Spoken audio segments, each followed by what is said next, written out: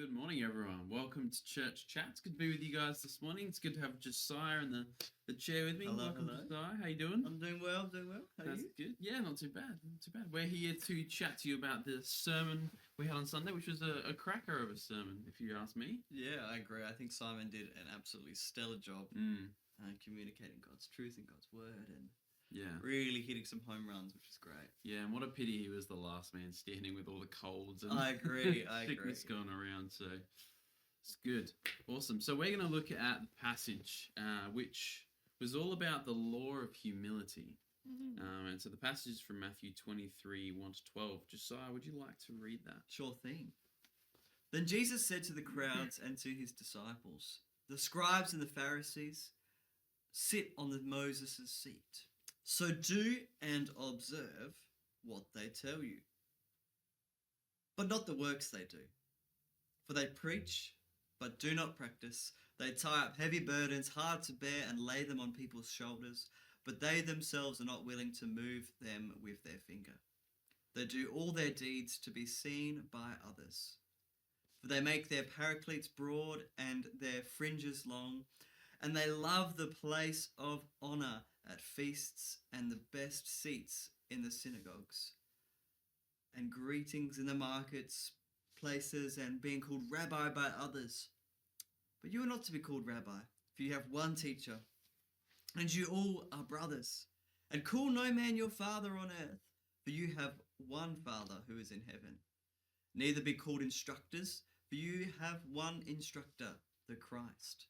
The greatest among you shall be your servant. Whoever exalts himself will be humbled, and whoever humbles himself shall be exalted." What a passage. I agree.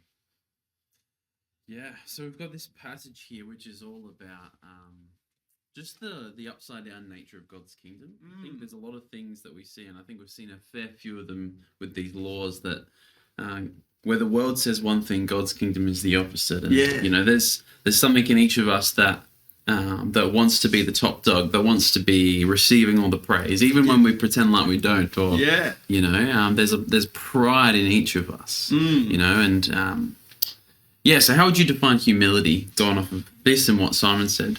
I think humility can be defined as this is a hard one, Nathan. Put me in the hot seat. I think humility could be defined as kind of this desire or this heart posture and attitude to serve and love and care for others.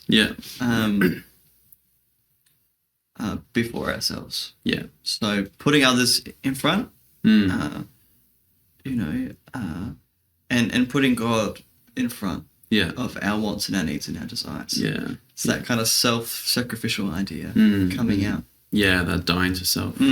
Yes, good. What about you? How would you define it? I think the best way I've heard it defined, Simon kind of alluded to this a bit, but like it's having an accurate view of yourself. Humility, because in one way we are made in God's image, and so we are like we have so much value because we're made by God. We're made in His image. We have great value, but at the same time, we are sinners. We are broken. We are in need of a savior. And so humility is not thinking less of yourself, like Simon said. It's not saying I'm a doormat. I need to let people walk all over me and just be the punching bag for society, because we have value in God.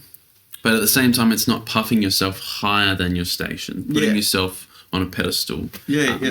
Which we see in this passage that even the religious people who are teaching all these things, they were teaching about humility. You know, Jesus says, do what they tell you, but don't do what they do, because in practice, they were puffing themselves up and going above their means. And so there's these things that are talking about, which I think's an interesting thing, the phylacteries. Have you ever heard of that before? Not really.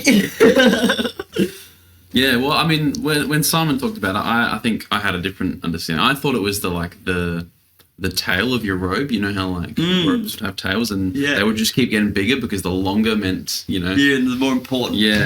But Simon was saying that they were the law that was written, and they would tie it to their heads or put it on their arms or something, and having really big ones. And so I imagine just these boxes on people's heads that, of the law. Of the law, yeah. Yeah. And then the tassels, and Simon was saying that the more tassels you had, or the bigger your tassels, the more important you are, which, it's a bit strange for us to wear tassels today. But I think, we instinctively will still use clothing to push our social position and standing. Yeah. Like, someone in trackies compared to someone in a suit, we have a different perception of that person just purely by their clothing. Yeah. Fashion definitely. It talks about social status. It does. Tells us, yeah, and it changes all the time. So it's you can't keep up. No. And so verse 11 and 12 kind of give us this law, which is kind of the premise of the sermon. So the greatest among you will be your servant, and whoever exalts himself will be humbled, and whoever humbles himself will be exalted. What are your thoughts about that, Sam? Well, I think this is a very hard law to wrap our minds around, because we don't naturally want to be humbled. No. B, we don't want to humble ourselves. Yeah. But B, we want to be exalted. Yeah. So I think it rubs us the wrong way, because we want that position of exaltation. We want the best seat at the party. We want to be celebrities' friends. We want that position of honor. But the way that God has designed the world is that those people who aspire and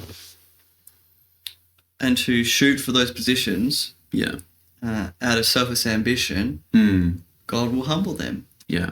And, what's that saying? The bigger the guy, the bigger the fall. Yeah. And I think we see that all the time where, CEOs of huge companies, when they make a blunder, they're in that position of exaltation in a company, but they are humbled the most when they screw up, when they make a mistake, when things get exposed.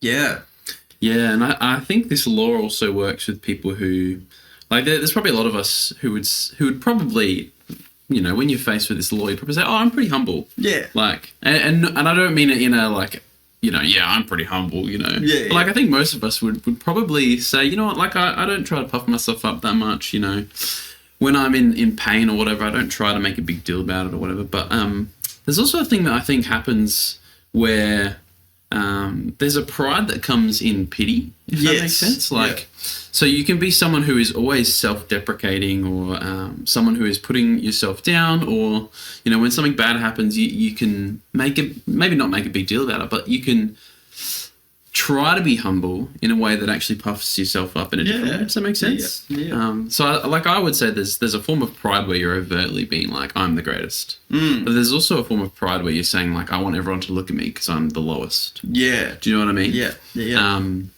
I think for both those cases, people will be brought down. They'll be humbled. They will be. It. Yeah. And I think God wants us to understand who He's made us to be. Yeah. And be faithful at doing that. And so I think if God has wired you to be a certain way, instead of downplaying your ability or overexerting your ability, you go, God's made me to do this or be like this. And so I'm just going to be faithful in doing that to Him. And I think God, through our faithfulness, will exalt us. Will highlight those skills, not so that we can get praise, but because His master plan and design in us can be a reflection of His glory and goodness.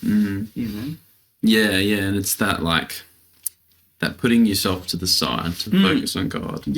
I mean, we were talking about it before, but I read this little book a while back by Timothy Keller called The Art of Self-Forgetfulness. And just that as a title makes me think about, like, the idea that it's, like, I mean, it's not forgetfulness in that, I'm no one and I should, pity myself and pretend I don't exist, but it's like that forgetfulness of saying, you know what, like, my desires, my wants, my ability to build myself to who I want to be, like, I am going to choose to try and forget that. I'm going to die to that.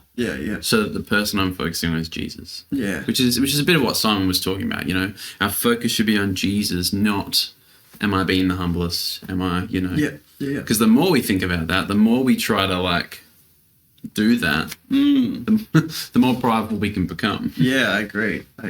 Yeah. It is so interesting.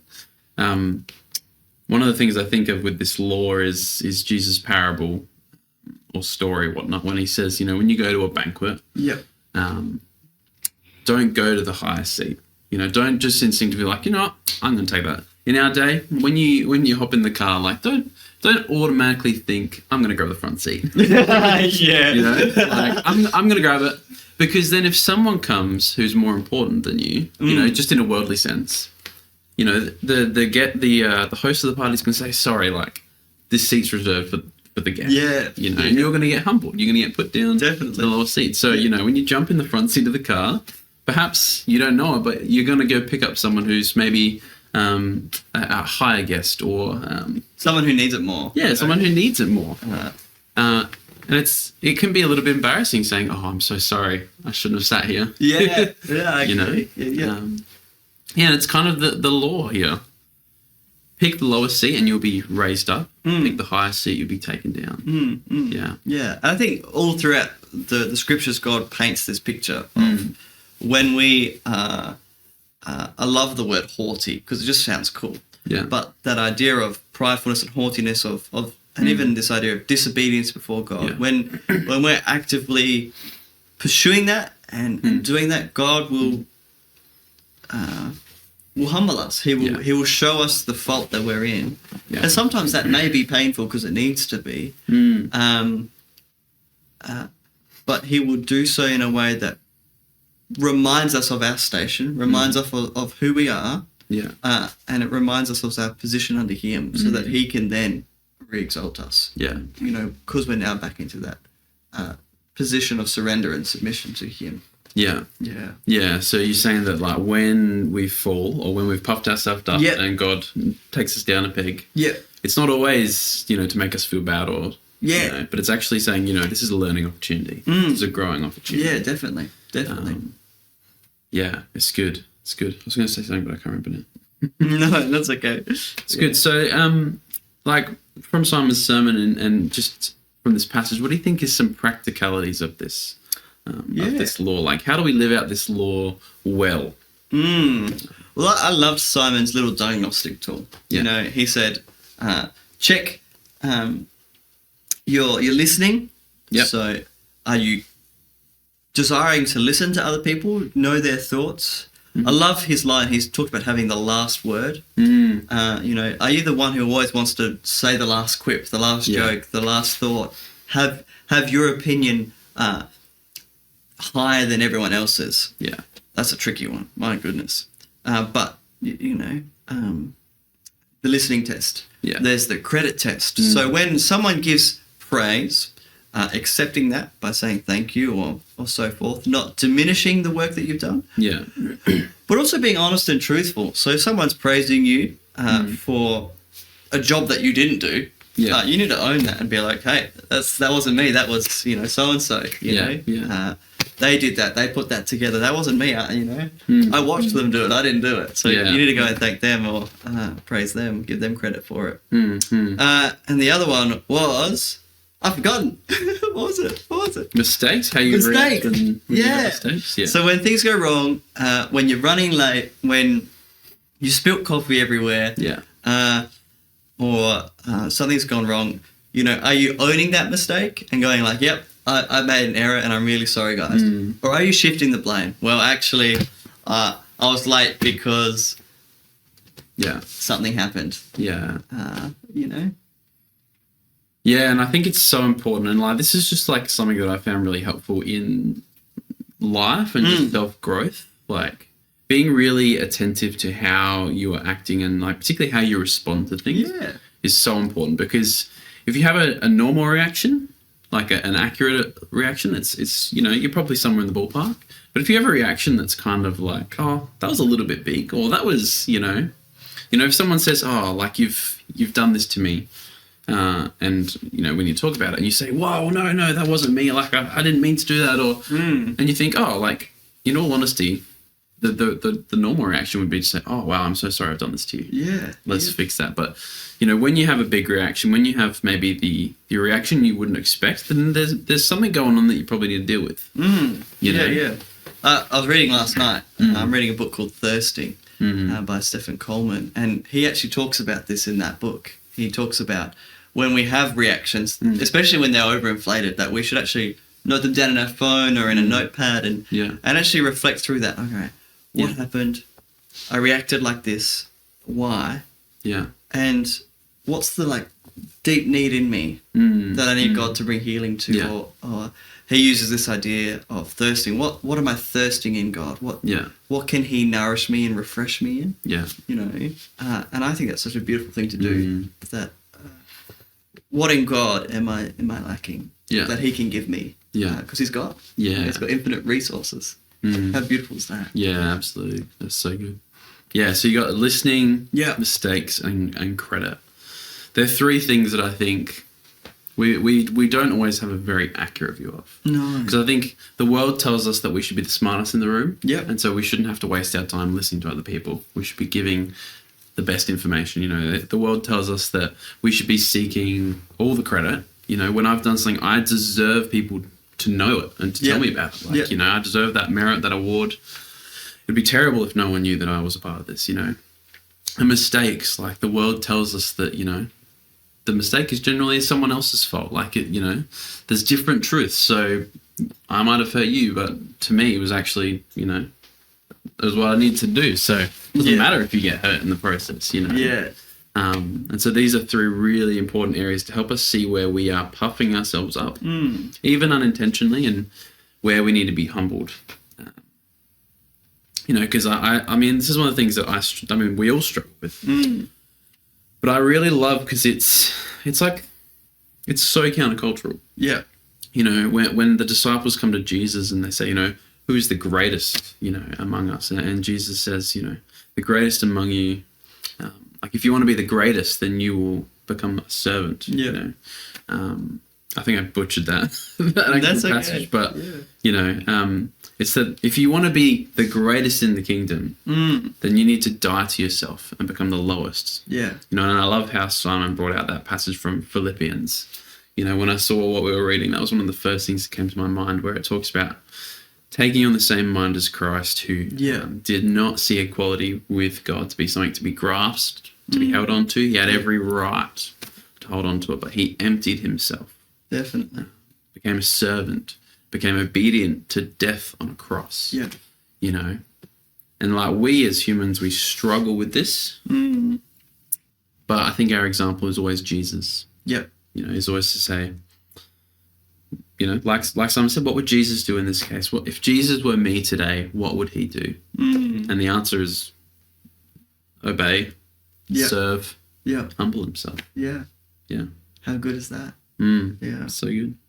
And I think we can take some board in really practical measures. Yeah. I think I loved Simon's idea of gazing upon Jesus. And so kind of the first step is just looking at who Jesus is. Yeah. And trying to emulate his characteristics. Yeah. As you said earlier. Yeah. And I think it also comes to this idea of serving. And so when we serve others, it reaffirms the position that who we are, and that other people around us are equally as important. Yeah. I remember this quote: "The best leaders start by scrubbing toilets."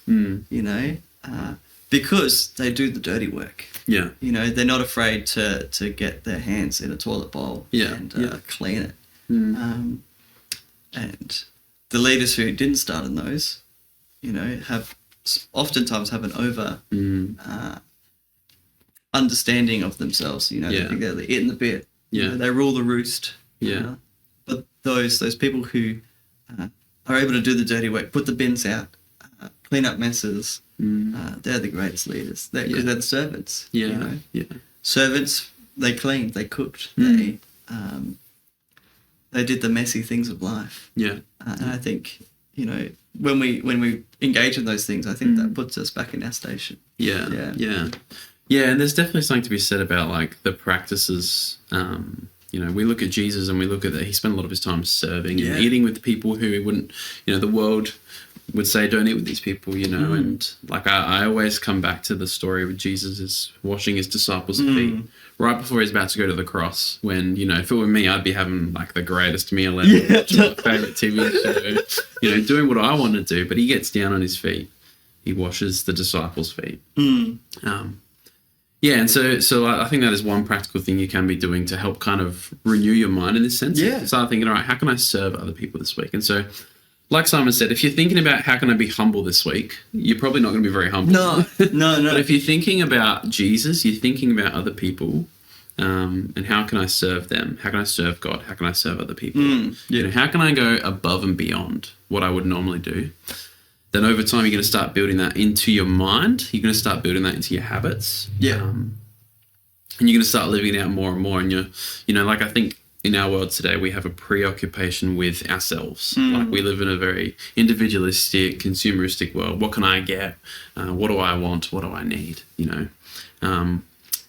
Whereas I think what we see here is that we're not called to do that. We're called to humble ourselves. We're called to put other people first, to put God first. And so, doing those things of saying, who can I serve today? Who can I bless? Who can I go above and beyond? Even if it's as simple as,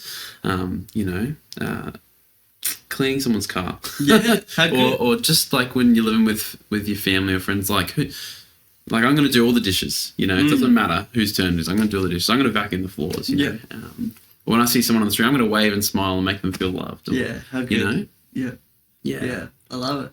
Yeah, so keeping your eyes focused on God's kingdom, keeping your eyes focused on him and service to him and others. It's good. Yeah, how good. Yeah, great. How good. Anything else you want to share? No, I think we're good. Cool. Yeah. Great. It's a great topic, and it's one that takes a lifetime to build in. I agree. Yeah. Absolutely. Looks like we've got a couple people on the line. Shout out to Elizabeth and Helen. It's good to have you online. If there's anything that stood out to you guys that you want to share with us, chuck it in the comments. But yeah, thank you so much for joining us this morning. And we're starting a new series this Sunday, talking about the Godhead, the Father, the Son, and the Holy Spirit. How good. Which is really good, because I think the more you understand the Trinity, the more you understand each part of it, like I don't know, it's just great. It's so good. It's good. Community of self-giving love. Yeah. I want to be friends with that. Yeah. It's good. So I'm excited. But yeah, we'll love to see you at church this week, or one of the many things going on in the life of the church. So have a wonderful week, and we'll see you soon. Catch ya.